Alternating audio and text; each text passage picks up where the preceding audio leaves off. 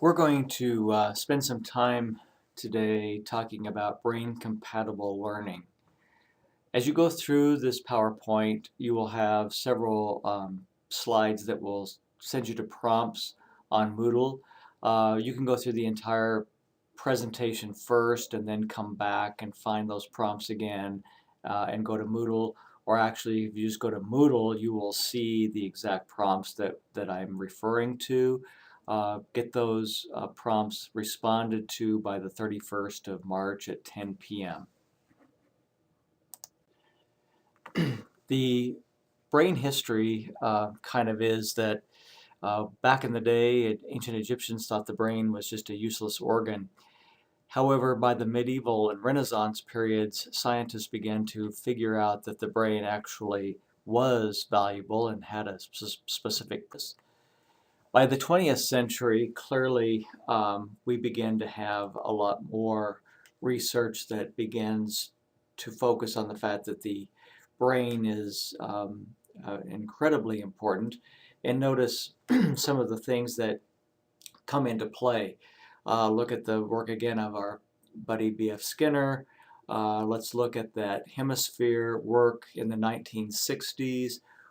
That's when all the theories of which side of the brain does which thing come into play.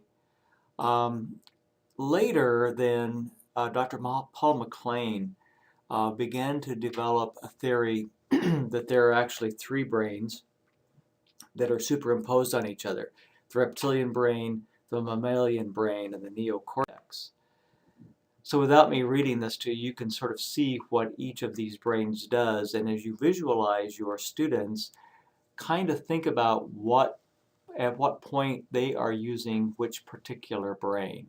So first we'll look at the reptilian,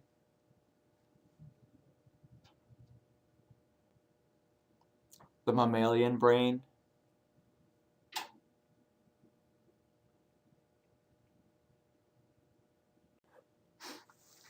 and notice that finally we have the neocortex.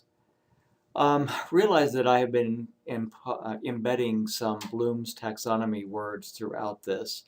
We're going to do something with that Bloom's taxonomy momentarily. First, I just wanted to point out that if you have additional interest in brain research, you might want to look more deeply into MacLean's work on the three brains and how they all function. So back to Bloom.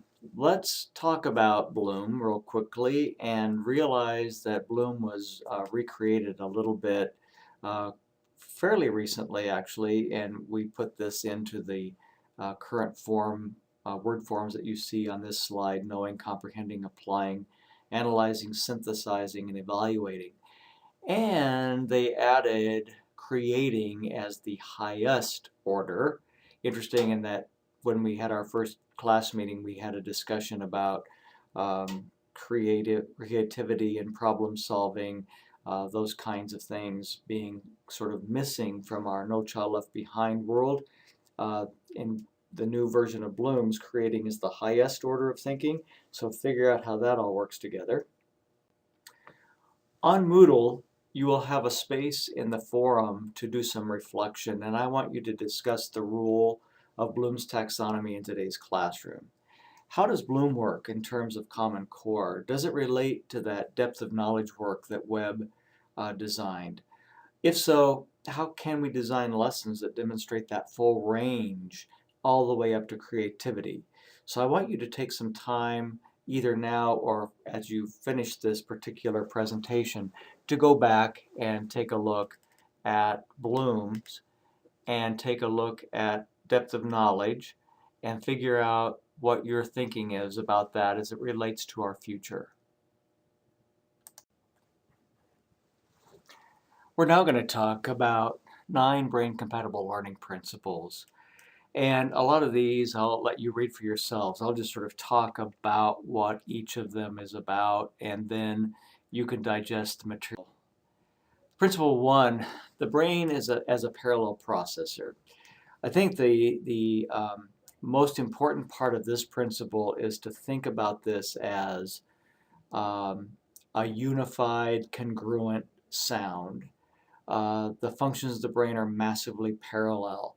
It really is not intended to go off in a bazillion directions. I should have prefaced this section of the PowerPoint with this statement.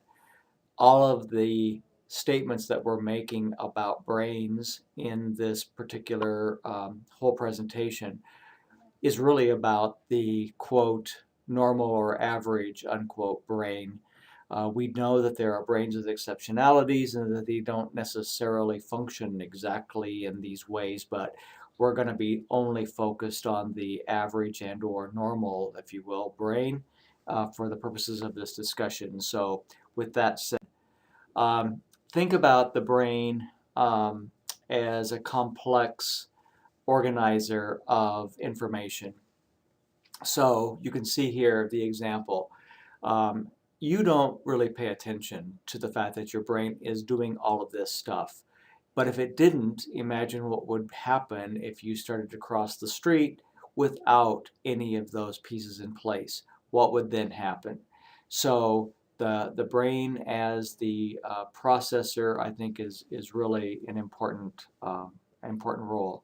Some instructional strategies that stimulate that parallel processor you can see for yourself here. But one of the things that I think that I would like to emphasize are those real life experiences. We've got to get to a point where we show practical application of the things that we are teaching to the students instead of just assuming that they automatically will make those connections. We don't live in a society that necessarily draws those things together for our kids, and so I think it's really important that we in fact do draw those things together. Why is this important? Why am I doing it? What's the purpose of this? If we can't effectively answer those questions, we have a problem. We really need to be able to answer the question, why is this important? You'll be doing a quick Moodle reflection later on this question, and you can come back to this whenever you'd like. But I just want you to reflect on whether you use any of these strategies, and how you use them, and whether they are effective, and how do you know that? The second principle is that the brain is a complex organ and works much like our heart, liver, or lungs. We don't have to sit and ponder whether our heart should beat or tell it to. We don't have to ponder whether our lungs should take a breath or tell it to. Learning should work exactly the same way. However, the brain is affected by physiological rules. So stress can work against the brain, whereas happiness can work for the brain. Nutrition can work for or against the brain. Exercise clearly works for the brain. The other thing to think about here is the last statement on this slide. And picture your kids as you think about this statement. A 1 to 3 year difference in age can exist between any two average brains. Now think about that. Picture your 10-year-olds as an example, and figure that you've got students in your class who vary from potentially 7 years old to 13 years old, all embodied in a 10-year-old. How does that affect how you design lessons? How does that affect how you present information to your class? Some instructional strategies you can read here, but the variety of inputs is what I really want to impress upon you. Don't just do one thing all the time. It's got to be a variety of experiences. You will also capture a couple of things on Moodle about this. Do you vary your teaching strategies throughout a class period, throughout the lesson, throughout sequences of that lesson? In other words, how often do you give them multiple inputs? Principle 3, the search for a meaning is innate and it occurs through patterning. Again, our neocortex is a big player here. It detects patterns, it makes patterns, and it happens automatically. We don't have to actually physically process it or turn that switch on. It turns our data into meaning. The other thing that's most important about this is that We have to create more opportunities for connections with kids. The more connections we can make between things, the more firmly the information is neurologically woven in. So we have to show associations and connections. We need to be able to answer for our students the question of, why is this knowledge important? Why are we studying this?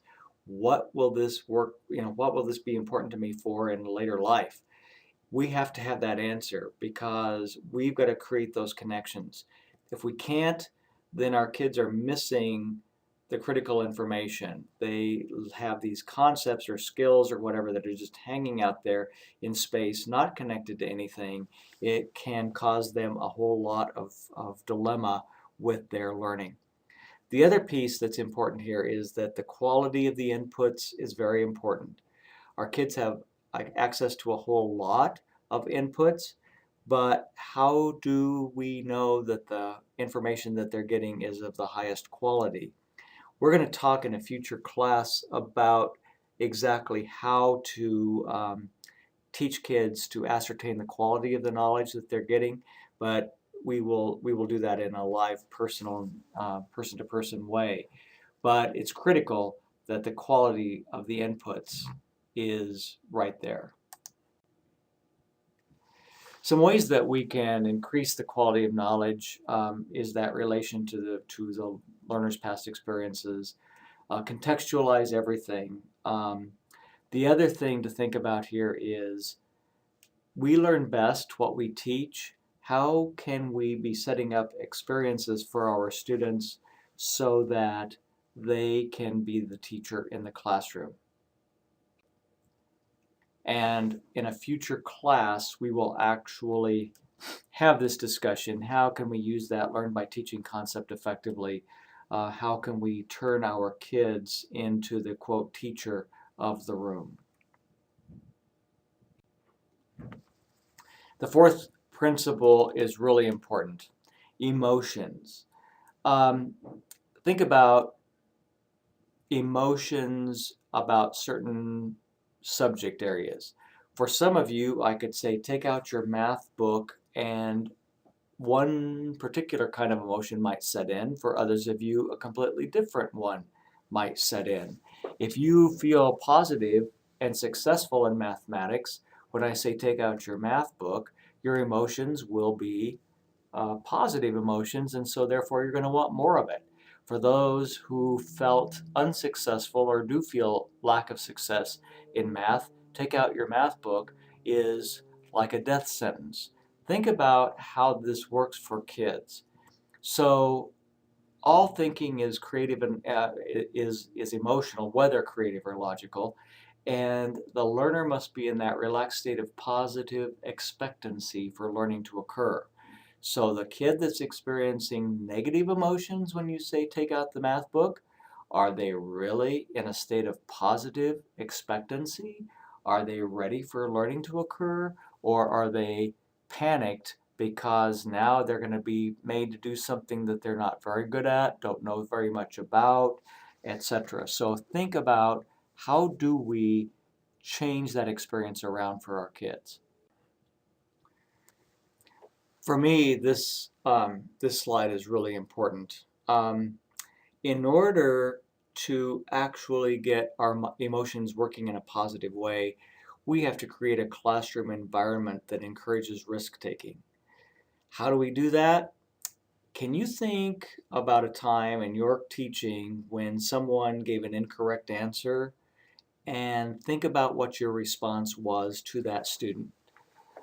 Did you encourage them to take another risk, or did you shut them down and kind of make the statement that, sorry, only correct answers are welcome here? How do we make our classrooms psychologically safe, positive, challenging, respectful, and engaging? And how do we get our often incorrect, if you will, learners to go ahead and take that risk and say, I'd like to try the answer to that. And even if you know it may not necessarily be right, what your response is next is going to be critical in whether that student will ever take another challenge from you again, whether they will step up or whether they will shut down and slam that door shut. So what are some instructional strategies that help us get that positive energy flowing? Some stress release things, activities that increase rapport, expressive activities. I think all of these things are important, but most of all, it has to be that trust relationship that you build with your students. You've got to figure out ways to make your room safe for everybody and that all answers are okay. Shutting down that natural instinct that some children seem to have of put downs. So how you set that up is critical to making those positive emotions flow. On Moodle, you're going to capture the answers to these questions. So the overarching question is, what is the state of your learners?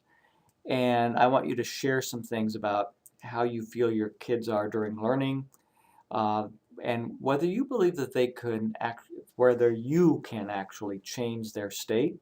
So we will talk about this in Moodle. You're going to do some verbal responses to that and share with each other. Principle 5. The brain simultaneously perceives and creates parts and wholes. So you can see how the brain processes here, front to back, left to right, and so on. And so we've got to engage the entire brain in order for this part of the puzzle to work. So some instructional strategies: global overviews, sequence of steps, alternate between the big picture and details. Making that brain move from part to whole and whole to part is huge in engaging that entire physiology of the brain. The 6th principle, learning involves both focused attention and peripheral perception. The brain chemistry actually fluctuates, and you can see how this works. That it occurs in 90-minute cycles 24/7. Now think about your own students and how this works. Look at the last statement on here, that the French research showing that the brain works best when learning is interrupted by breaks of 2 to 5 minutes for diffusion. So this does not mean everybody goes out and plays every 2 to 5 minutes. What this means is you have information, then you have 2 to 5 minutes for processing the information, then you come back and have more information. We have a tendency, especially in a No Child Left Behind world, to have constantly been information overload for the entire time of our math lesson or the entire time of our language arts lesson, whatever it might be. And we never really let kids have the luxury, the necessity of processing. So we've got to realize that you got to focus for a while, but then you've got to let loose of that and process what you've heard, or it's not going to stick in place. This one often kind of freaks people out, but I want you to think about this. So think about how the learning pattern corresponds to your age, plus or minus 2 minutes to a max of 25 minutes. So even you all, as adult learners, we really have a maximum of 25 minutes, no matter what your age is, to actually focus. And then we've got to back off. And again, that 2 to 5 minute break for processing. So it's really important to keep this in mind. Now, I want you to think right now about the age group that you teach. And I want you to calculate what do you believe to be their optimal learning time. So think about age plus or minus 2 minutes, and you've got their optimal learning time in one chunk. Then you need to diffuse, then come back and do the same thing for another chunk.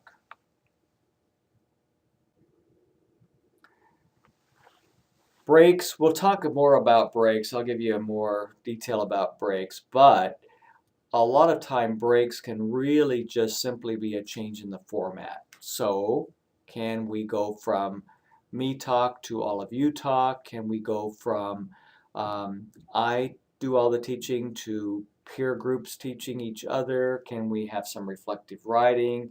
You know, there's all kinds of ways we can do a break besides just simply everybody goes and plays or take out your device and play a game now. You can actually do it by simply changing the format, changing the location, um, stand up for 5 seconds, sit back down, whatever it is. You've just got to break up the continual focus. Some ways to create that peripheral perception, colors, decorations, sounds, smells, um, content related posters, color code related information, post positive affirmations, and music. This is a one where I always kind of joke about our Baker classroom and how peripherally stimulating the classroom is, because clearly it's not. But your rooms are. Now, here's the trap. We sometimes get so excited about our content related posters, charts, diagrams, models, and everything else that we over visually stimulate our kids. So think about this in balance. You've got to be able to have those content related posters, charts, and so on, but not to the point where they can't even see out the windows. There's not a brick visible on the wall. That there's, that everything is just so busy that it overloads our kids. So there's a balance in there. So think about the balance. On Moodle, I'm going to have you reflect on this question as well. What about breaks? How do you do them? What form do they take? And do you believe that your breaks are effective? The seventh principle, the brain remembers best when facts are embedded in contextual memory. So the big deal is that the brain is not a file cabinet, so we can't just go and pull open the third drawer from the left and get the right stuff. The brain stores and sorts information based on how it works in context.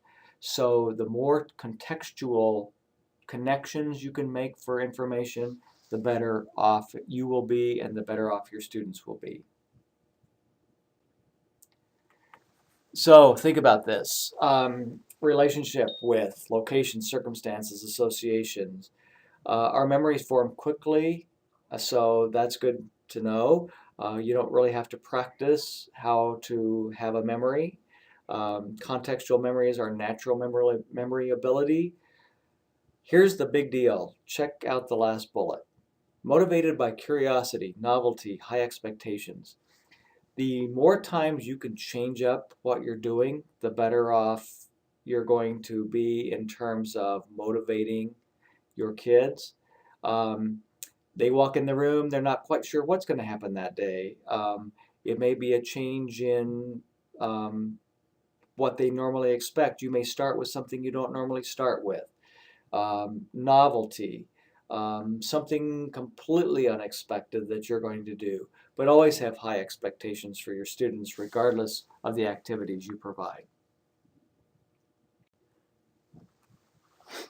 So you can read for yourself here some strategies that work for increasing that contextual memory. One thing that I will tell you is humor is extremely powerful. They will always remember something that you said that was funny.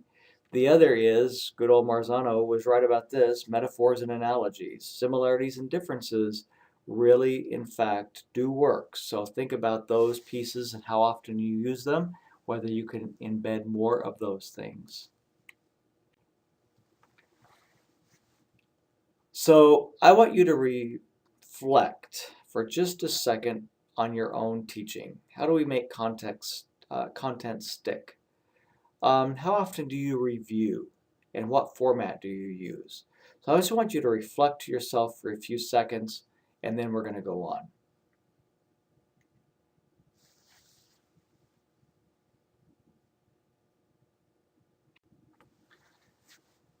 I came across this review strategy, and everybody I've shown it to kind of really likes it. It's a 10-24-7 principle. Review within 10 minutes, again within 24 hours, and then again within 7 days. Remember to vary your review techniques. Reviewing strengthens those connections. So it's important to review, but it's also important how we review. A rehash of exactly the same thing in exactly the same format probably is not going to be successful for you. Changing up the presentation, saying it a different way, presenting in a different format. Could it be a video instead of you? Could it be a game? Could it be, do you think about this? The sky is the limit. What would you do to conduct an effective review? And it's something we'll come back to and talk about in class. The eighth principle. I love this one actually, and that's why it's underlined. Learning is enhanced by challenge, but it's inhibited by threat. So think about, again, our safe classroom, and are we in fact presenting good challenges for our kids, or are we setting up situations where there is a perceived threat? Only correct answers are welcome here. Is that a challenge or is that a threat? I want you to think about that for a second. Under high challenge and low stress, that brain uses more of its networks, and so your creativity is heightened when we're presented with an appropriate challenge. That's what we want to have happen. We want that challenge. We want low stress. We've got to have a relaxed state of positive expectancy. We've got to have a safe place where we can actually be creative and it's all going to work. The opposite, though, kicks in that fight or flight response. So we've got to be careful about that. We've got to really pay attention to the stress that is negative stress, anxiety, threat, either external or internal, or something that elementary teachers always give me that knowing nod when I talk about this in front of them, induced learner helplessness. We know that a lot of our kids kind of work this way, and so we've got to be careful of that. Don't play into that, but by the same token, you've got to work really hard to help that learner helplessness piece turn around and become, learner independence. But there are externals, and so do be aware of the external factors that are working and lurking outside of your classroom door. Some instructional strategies you can read here for yourself, but that introduction of surprise, suspense, and disorder, kind of asking learners to link their ideas to other subjects, etc. So think about how you can enhance creativity, how you can present an excellent challenge but minimize the actual real threat. So on Moodle, again, we're going to have you discuss an effective strategy that you believe will enhance that challenge and minimize threat. And finally, the ninth principle, each brain is unique. It is believed that they're as individualistic as a fingerprint. What's interesting is there have been few volunteers that stand up and say, could you please take my brain out and look at it to make sure that this is true? But brain research is pretty clear that this is true. So you can read for yourself here some of the things that create the uniqueness.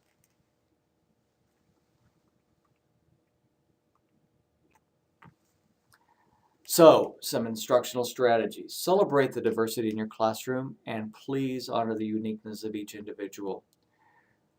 Understand how each student thinks about the content you are teaching, going back to that enhancing creativity, maximizing challenge, and limiting threat. How does each kid react when you say take out your math book? How does that work? What is each kid thinking? What's going on?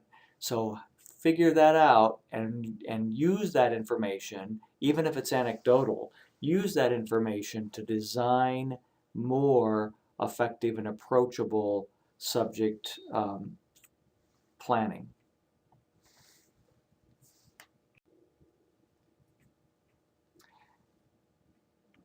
Thank you for your time with this. You will then go to Moodle and you will be able to then access the prompts for some short writing activities.